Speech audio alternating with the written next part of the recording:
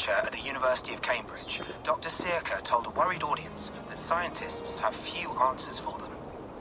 Since the mass coronal ejection of 2012, the strength of the Earth's magnetic field has increased by a factor of 50,000.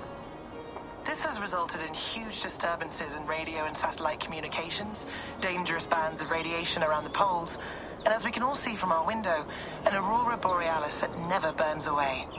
Unfortunately, we are stumped as to why this is happening, and if we cannot find an answer soon, it may change the way we live, the way we communicate, even the way we evolve forever.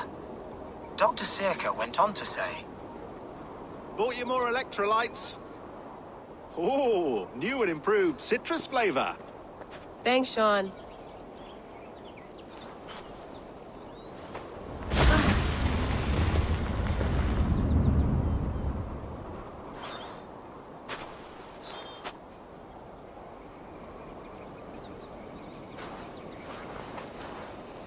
How do we fix this? How are you the key to everything?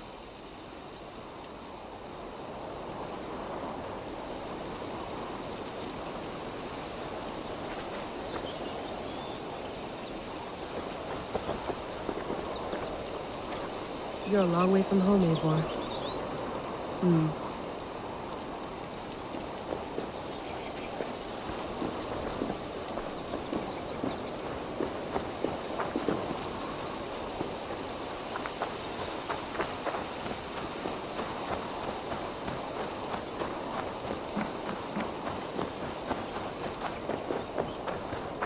Did you get my tea?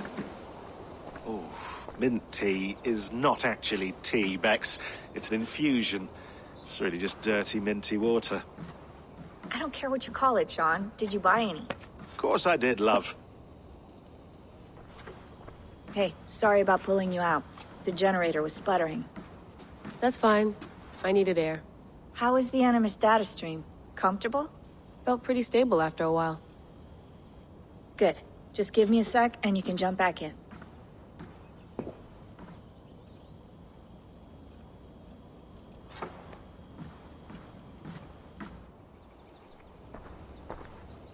Another satellite came down. Did you see? I did. One of Abstergo's. That's good. Well, most of North America just lost its GPS service, so depends what you mean by good, really. Right. Even when we win, we lose. Okay, we're all set. Whenever you're ready, you can jump back in.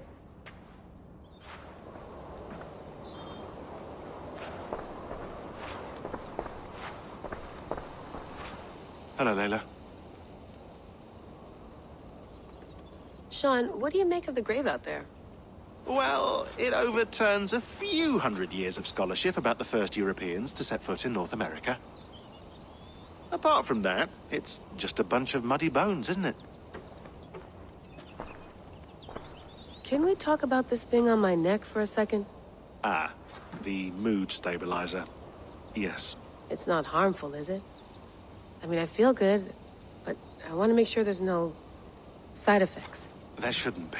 It's only blocking outside signals, a passive effect. So the staff doesn't, you know, mess with you. Sean, what happened last year, I had no control over that. I tried to resist. I understand. And your old team, maybe they don't.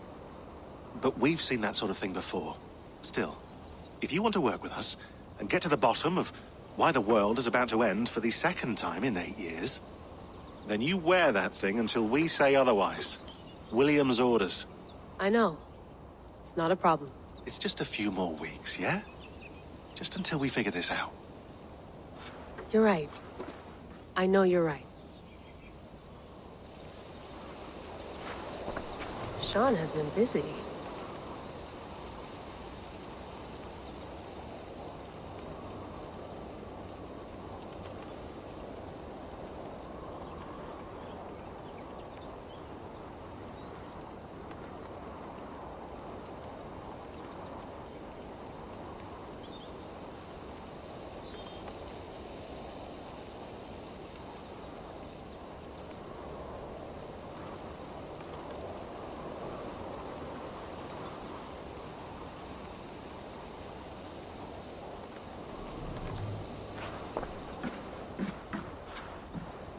You gonna put this in the fridge, Sean?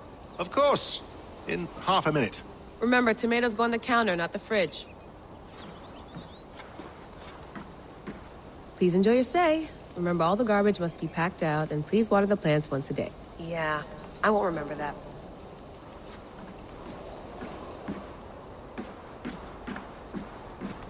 Sean, don't forget to water the plants while I'm under, okay? I'll add it to the calendar and tattoo it on my leg.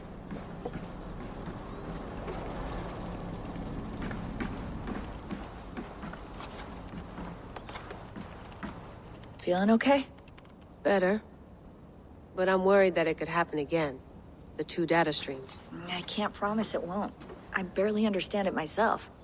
It felt like two minds, fighting over one brain. It hurt like a shotgun to the head. Right. There's something about this Viking's DNA sample that feels dense, noisy. Could it be the staff? Interfering somehow? How do you mean? My headaches, my temper. They started the day I got that thing. I hope you're not making excuses for, you know, your friend. Jesus, no. I'm not. Sorry. Just take it easy. And if you feel yourself slipping again, let us know. I'm trying. I really am.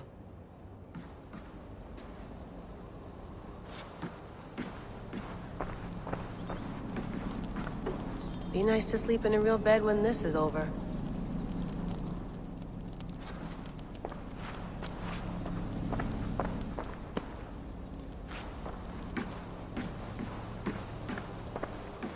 I went through hell to bring you here. It had better be worth it. That's quite nice. Soothing. You mind if I put some music on? Go for it. Cool.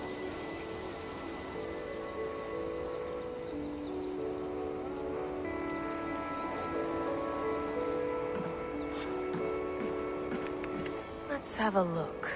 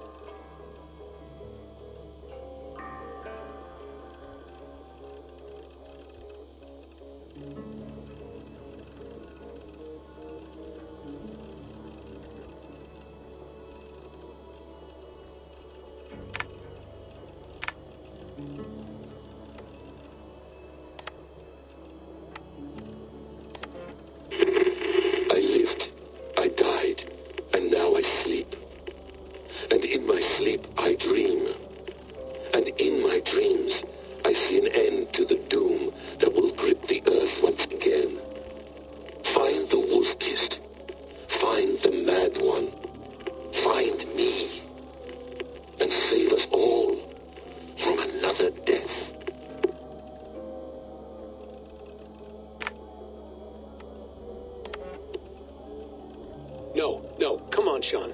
Turn that thing off.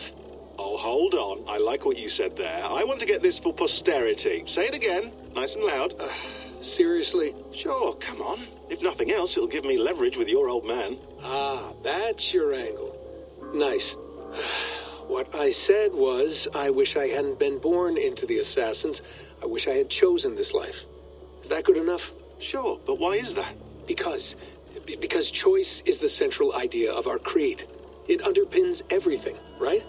It's about free will. It's about seeing the evidence before you and saying, yes, this is what I want. Or, no, this isn't for me. But when you're born into a group like this, or any other, like I was, you get mixed signals. You get told over and over again, this is what we believe. These are the rules. This is reality. No deviation. And if you question it, oh, they look at you like you killed a puppy. That's hardly free will. It's a weird irony when free will is your central belief, but nobody wants you to believe otherwise. I don't know how to say it exactly, but I always thought there was something self-destructive about our creed. If free will is the most important moral guidepost we have, we should be free to ignore it. To choose submission, for example. You know what I mean? Like, we should be free to side with the Templars. If it's really my choice, I could do that. Right. It's almost self-refuting. A democracy could democratically elect a dictator or choose to get rid of democracy altogether. Within our creed is the seed of its own destruction. That's what makes it powerful, I think. And fragile. Right. The more freedom you have, the more risky it is, you know? Anyway, my dad has mellowed over the years, but he was strict when we lived on the farm. He ran a tight ship. I never got the impression that I was free to choose my path forward. Our creed, our tenets, they were drilled into my head. By the time I was a teenager, I was following these rules out of a sense of duty. This was just what we did. That happens to a lot of organizations over time. The stagnation sets in, you know? The fundamentalism. Yeah. Following the rules becomes more important than achieving whatever goal you set out for yourself. And people start to lose sight of the reason the rules exist. That's called deontology, or a form of it. Following a rule for its own sake and not for the consequences it has. Yeah, but that feels backwards, doesn't it? Well, I think so. Following a rule is the easy part. Praying, taking a sip of wine, munching on a wafer. Rituals that give comfort. But that's just going through the motions. It makes people feel like they're doing something. When the hard work is, well, actually getting off your ass and doing something productive. I think people just want boundaries. Tight boundaries. They want to see the four walls that pen them in. I don't disagree. Anything outside that, anything that makes life more complex, that's scary. That's why I envy you. You chose this life. You went through that process and you decided, yes, I believe in this. Sure. It didn't stop me from being an insufferable know-it-all as a teenager, but I see your point. I would have loved to have been a know-it-all. I knew nothing. Not until you guys found me. Yeah. It wasn't until I met you, and Bex and Lucy, that I knew. I knew I wanted to be an assassin. Oh, thanks, Des. Come here. Bring it in, bud. I don't normally like touching, but I'll make an exception now. I am not hugging you. You sure? Because I smell very nice today. Can you just turn that off?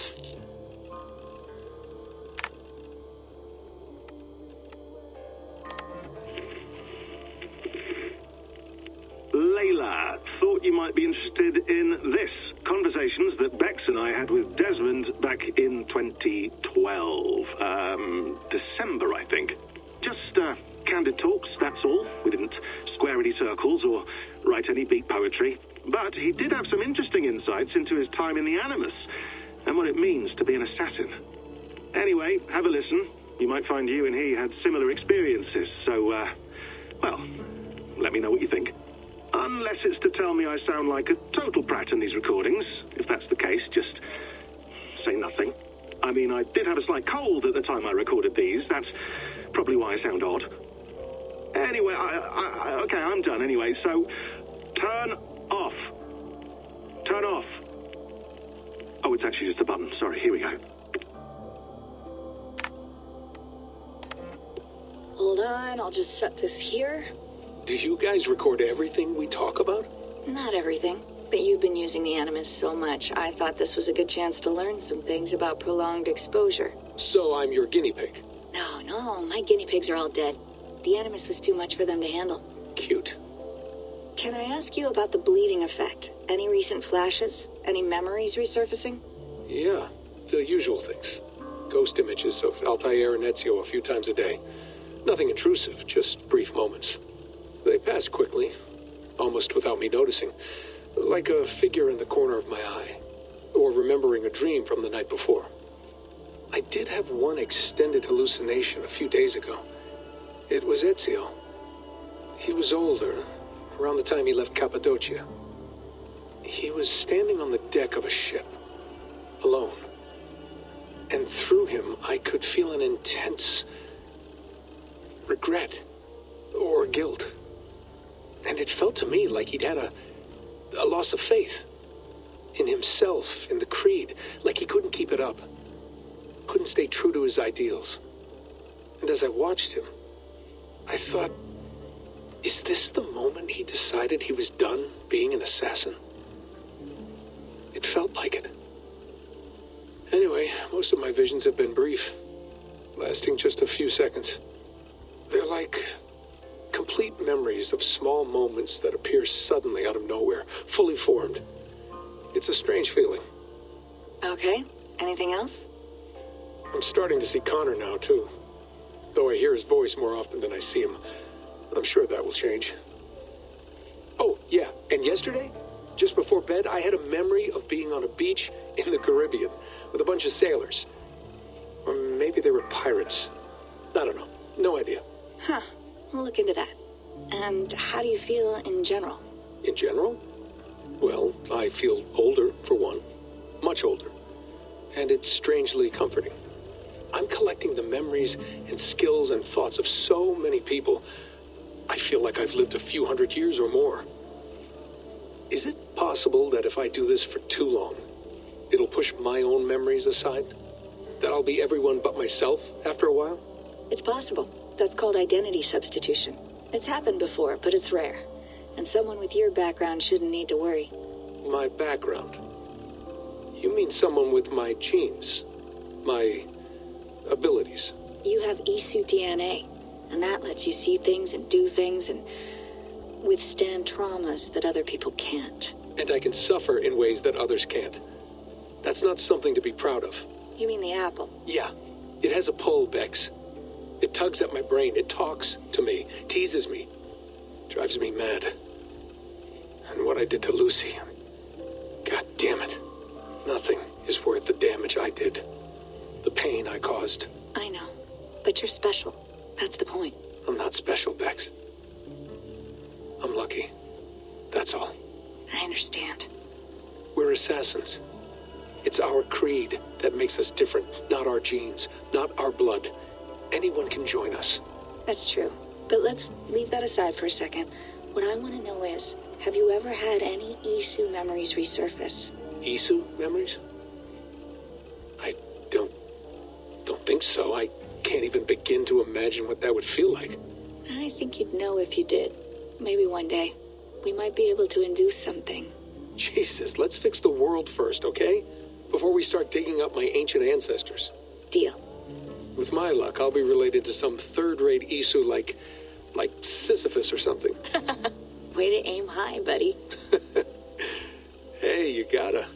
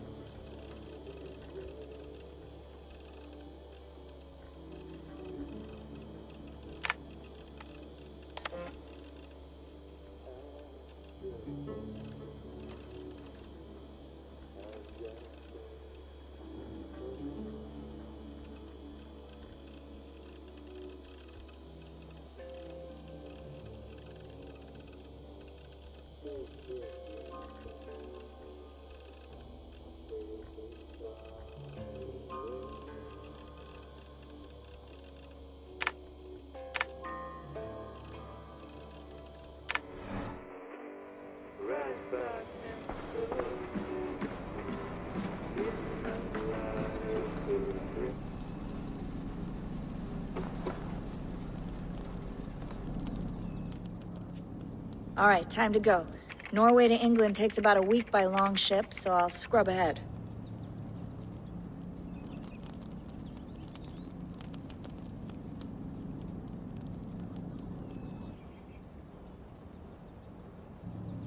Layla, you okay? Sorry. Can you play the message again? We have the transcript. If you're looking for something, I can No, go and... I want to hear it. Okay. I don't mean to be cryptic. It's just... that message led us here. To this place. To a Norse grave in North America. So those bones out there are the only lead we have. Our only chance at fixing this planet before it's too late. Here it is. I lived, I died, and now I sleep. And in my sleep I dream. And in my dreams I see an end to the doom that will grip the earth once again. Find the wolf-kissed. Find the mad one. Find me. And save us all from another death. Unsettling, that is. That pulse in the message. Are you sure it's just coordinates? Nothing else? Nothing I can find. Okay, I'm ready. Here we go.